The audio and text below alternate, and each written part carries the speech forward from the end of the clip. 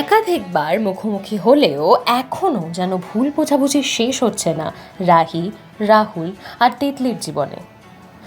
রাহুল আবারও একটি উপহার পাঠায় তিতলির জন্য, কিন্তু এবার সেই উপহার তিতলির হাতেই এসে পড়ে।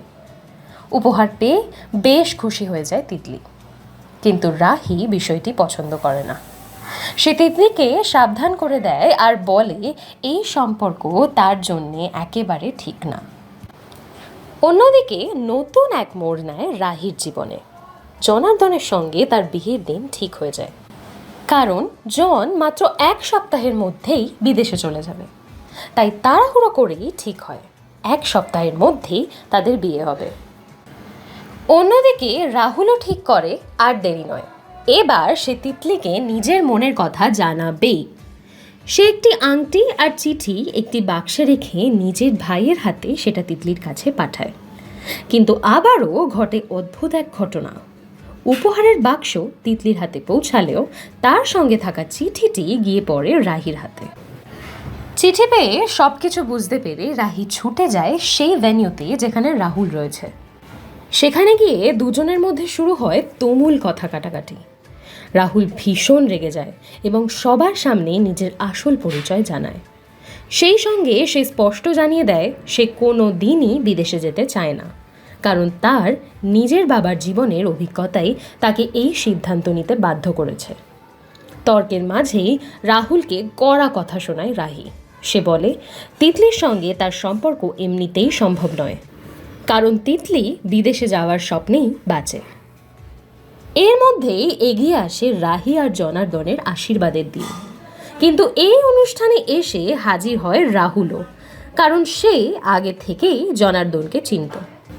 এই খবর পেয়ে সে সরাসরি আশীর্বাদের অনুষ্ঠানে চলে আসে। সেখানে রাহুলকে দেখে একেবারে হতবাক হয়ে যায় উপস্থিত সবাই। অন্যদিকে তিতলিও ধীরে ধীরে বুঝতে শুরু করে এতদিন যে উপহারগুলো সে পেয়েছে সেগুলো আসলে রাহুলই পাঠিয়েছিল। কিন্তু তিতলি তখনও রাহুলকে ঠিকভাবে চিনত না। আশীর্বাদের সময় আংটি বাছাই করার জন্য 2 ধরনের আংটি রাখা হয়। দুপক্ষকে তাদের নিজেদের পছন্দ মতো একটি আংটি বেছে নিতে বলা হয়। আশ্চর্যের বিষয়, জনার্দনের হয়ে যে আংটিটি রাহুল বেছে নেয় ঠিক একই আংটি বেছে নেয় রাহিও। এই অদ্ভুত মুহূর্তের মাঝেই জনার্দনের ফোনে আসে একটি খবর। ফোন রেখে সে জানায় তার বাবার অত্যন্ত কাছের এক বন্ধু, যিনি তার জেঠুর মতো ছিলেন, তিনি মারা গেছেন। সেই কারণেই তাদের বাড়ি থেকে বিয়েতে কেউ আসতে পারবে না। যেহেতু এই অসৎ কাজে আসলে পরিবারের কাউকে বিয়েতে আনা সম্ভব নয়, তাই এই প্ল্যান। এই খবর শুনে রাহির ঠাকুমা প্রস্তাব দেন বিয়েটা কিছুদিনের জন্য পিছিয়ে দেওয়া হোক। কিন্তু তখনই জনার্দনের মা জানায় তাদের বংশে একটি বিশেষ আংটি আছে যা বিয়ের দিন সবাইকেই পরতে হয়। এই কথা শুনে রাহি জানিয়ে দেয় তাহলে সেই আংটিই পরবে সে, অন্য কোনো আংটির প্রয়োজন নেই তার।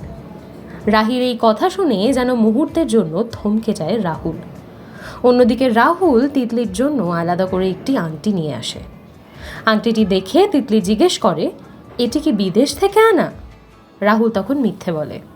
তারপর তিতলির বাড়ির সামনেই সে তাকে প্রপোজ করে। কিন্তু কথায় কথায় আবার উঠে আসে বিদেশ যাওয়ার প্রসঙ্গ।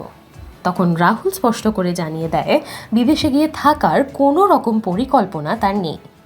এই কথা শুনে মন খারাপ হয়ে যায় তিতলির।